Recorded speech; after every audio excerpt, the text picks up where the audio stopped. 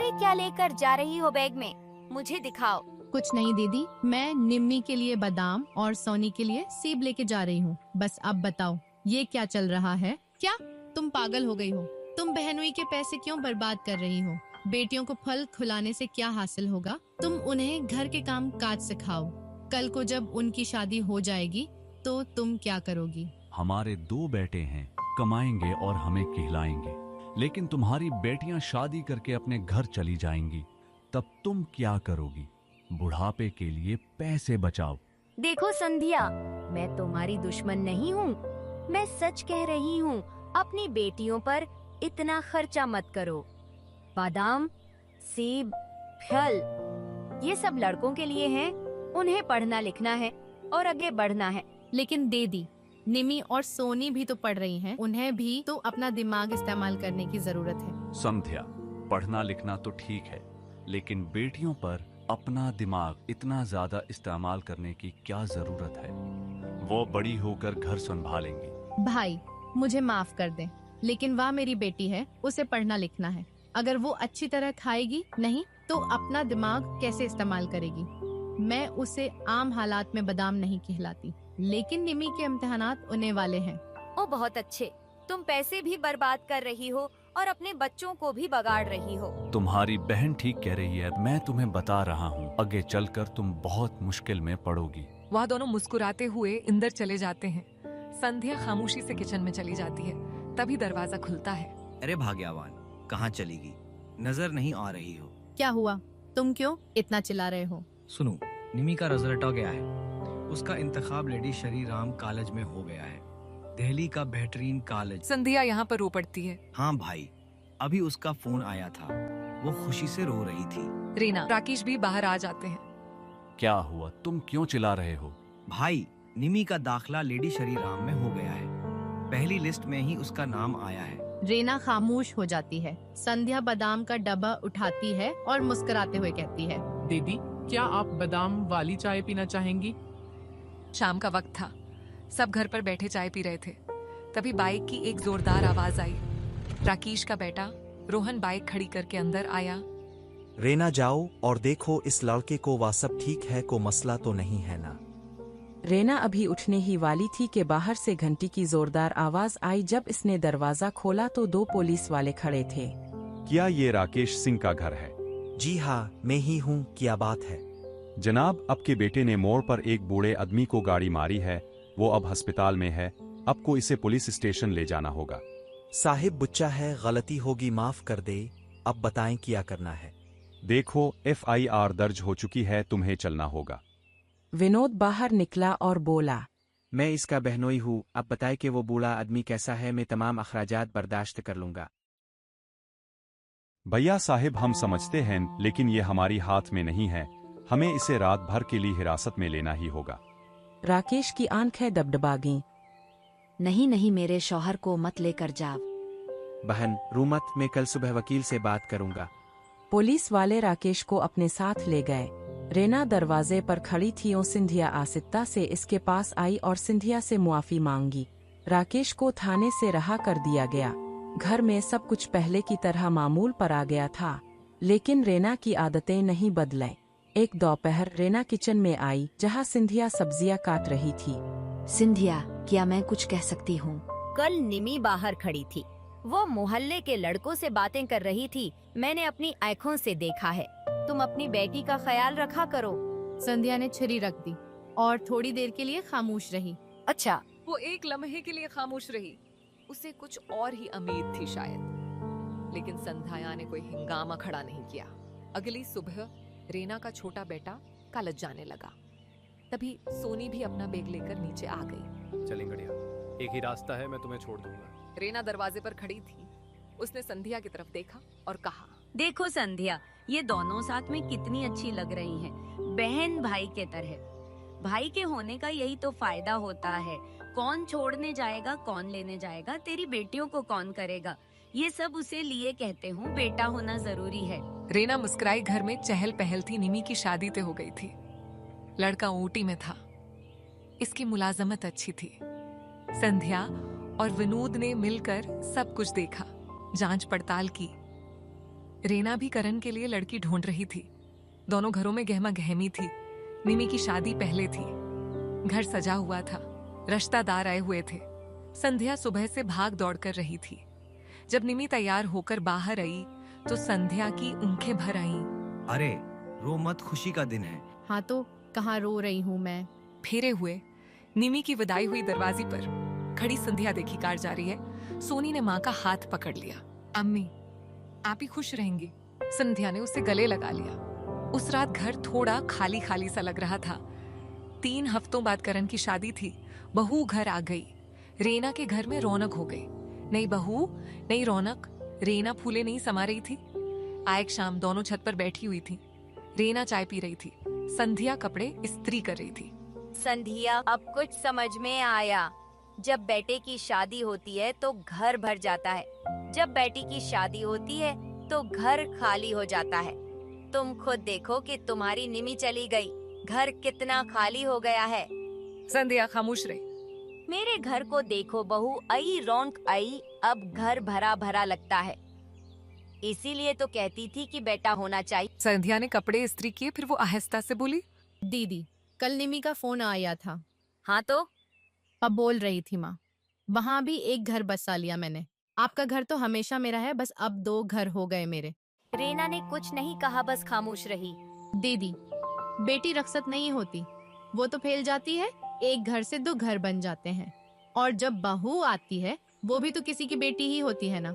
किसी का घर खाली होता है तभी तो आपका घर भरता है ना। रेना के चेहरा थोड़ा बदला, लेकिन उसने कुछ नहीं कहा। संध्या उठी और अंदर जाने लगी। फिर वो मुड़ी और कहने लगी, बहन क्या मैं चाय बना दूं आपके लिए? हाँ बना दो। करण की शादी के 2 माह बाद रेना के घर में रोजाना एक तूफान खड़ा होने लगा। कभी बहू को खाना पसंद नहीं आता, कभी रेना को बहू की बातें पसंद नहीं आती। जैसे ही सुबह आंख खुलती झगड़ा शुरू हो जाता। एक दिन नीचे वाले शर्मा जी से मुलाकात हुई। भाई, क्या मैं कुछ कह सकता हूँ? बुरा मत मानना, रोजाना इतना शोर शराबा होता है, ऊपर से मैं रात को सो भी नहीं पाता। राकेश सिर झुकाए वहां से चला गया। रेना को बहुत शर्मिंदगी हुई, लेकिन घर में कुछ नहीं बदला। एक दोपहर संध्या ने देखा कि रेना बना बताए उसके घर आई और सोफे पर बैठ गई। आइए दीदी, क्या मैं चाय लाऊं? हाँ ले आओ। उसने कुछ नहीं कहा, वो बस खामोशी से बैठी टीवी देखती रही। संध्या सब कुछ समझ गई, लेकिन उसने कुछ नहीं कहा। यही सिलसिला चलता रहा। रेना हर दोपहर इन्ने लगी, कभी 2 घंटे तो कभी 3 घंटे वहीं गुजारती। एक दिन सुधिया ने धीरे से कहा, दीदी, इस महीने सोने का इम्तिहान है, पढ़ती है घर पर। अब बस शांति रही तो अच्छा है, और ऊपर से अगर शोर कम हो तो। रेना इशारा समझ गई, थोड़ी देर खामोश रही। हाँ ठीक है, अब मैं यहाँ आकर बैठ जाती हूँ ताकि घर का शोर कम महसूस हो। तुम्हारे घर में सुकून है, इसलिए लगता है कि यहीं रहूं। पता नहीं क्यों अपना ही घर अब काटने को दौड़ता है। समझ नहीं आता क्या करूं। दीदी, ऐसी भू को अलग कर दो जो इतना हंगामा खड़ा करती है। क्या ये मुमकिन है कि मोहब्बत और जहनी सुकून ही खत्म हो जाए? बात तो सही है, लेकिन वो जाएंगे कहाँ? और छोटा बेटा भी आ जाता है और रोजाना पैसे मांगता है। उसने अपनी तमाम जमा पूंजी खर्च कर दी है। अब तुम्हारे बहनोई के पास कोई सरकारी काम नौकरी भी नहीं रही। वो खाने पीने के लिए अपने बेटे पर ही मनहसर करेंगे। आखिर वो दिन भी आ ही गया जिसका डर था। करण और बहू के दरमियान झगड़ा इतना बढ़ गया कि बात अलग होने तक पहुंच गई। बहू अपने घर चली गई और करण ने भी साफ बोल दिया, माँ, अब हम अलग रहेंगे। अब बस बहुत हुआ, तुम दोनों अब एक छत के नीचे नहीं रह सकते। तुम ये क्या कह रहे हो? मैं तुम्हारी माँ हूँ। मुझे मालूम है, लेकिन अब ऐसा नहीं चलेगा। हम अगले महीने अलग हो जाएंगे। राकेश खामोश रहा। रेना रोती रही, लेकिन कुछ नहीं बदला। करण और बहू अलग हो गए। घर में सुनाटा छा गया। वहां 2 माह बाद सोनी की शादी भी तय हो गई। लड़का अच्छा था। संध्या और वनूद खुश थे। सोनी की रुखसती के दिन संध्या की आंख से एक इंसो भी न निकला, बस मुस्कुराती रही। सोनी गली लगी तो धीरे से बोली, जा बेटा, खुश रह, और याद रख अब तुम्हारे 2 घर हो गए हैं। सोनी रुखसत हो गई शाम को। विनोद ने संध्या को देखा जो खामोशी से बालकनी में बैठी थी। तुम्हें कैसा लग रहा है? मुझे अच्छा लग रहा है सच में। दोनों अपनी अपनी जगह पढ़ी लिखी और अपने पैरों पर खड़ी हैं और अब खुशी खुशी वो अपनी जिंदगी बसा लेंगी। मैं यही तो चाहती थी। चाय बनाओ, चाय पियोगी? बनाती हूँ। आज हम सुकून से चाय पियेंगे। अगले दिन रीना नीचे आई और उसके चेहरे पर थकान थी। संध्या, तेरा घर भी खाली हो गया है, कैसा लग रहा है? दीदी, घर खाली नहीं हुआ, हल्का हो गया है। इन दोनों बातों में फर्क होता है। हाँ, मेरा घर तो खाली भी हुआ और भारी भी हो गया। दीदी, क्या करण का आना जाना रहता है? वो आता है, लेकिन पहले की तरह नहीं। बहू ने मेरे बेटे को मुझसे अलग कर दिया। संध्या खामोश रही, फिर धीमी आवाज से बोली, दीदी, क्या आप चाय पियेंगी? हाँ, पिला दो। राकेश का चेहरा दिन ब दिन उतरता जा रहा था। रोहन सुबह सवेरे निकल जाता था और रात को देर से आता था। पता नहीं कहाँ जाता है, क्या करता है पता नहीं। मुझे उसकी नौकरी का भी नहीं मालूम। एक रात राकेश ने रीना को बताया। रीना, वो जो बैंक में जो FD रखी थी, रोहन ने कहा था कि वो कारोबार में लगाना चाहता है, तो मैंने उसे दे दी। अब वो सब खत्म हो चुका है। तुम्हारा क्या मतलब है? पूरी की पूरी FD? हाँ, वो कहता है कि कारोबार नहीं चला और पैसे डूब गए। तो अब बुढ़ापे में क्या करेंगे हम? राकेश खामोश रहा। रोहन से बात तो करो। मैं उससे बात करता हूँ लेकिन वो सुनता ही नहीं है, बल्कि आगे से उल्टा जवाब देता है। उसी शाम संध्या के घर एक फोन आया।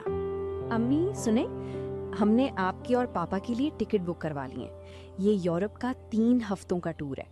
आप दोनों ने पूरी जिंदगी बहुत काम किया है, अब हम आपको आराम करवाएंगे। संध्या की आंखें भर आईं। निम्मी, तुमने इतने पैसे क्यों खर्च किए बेटा? अम्मी, आपने हम पर कितना खर्च किया? आपने हमें बादाम खिलाए, हमें पढ़ाया लिखाया। विनोद पास ही बैठा था।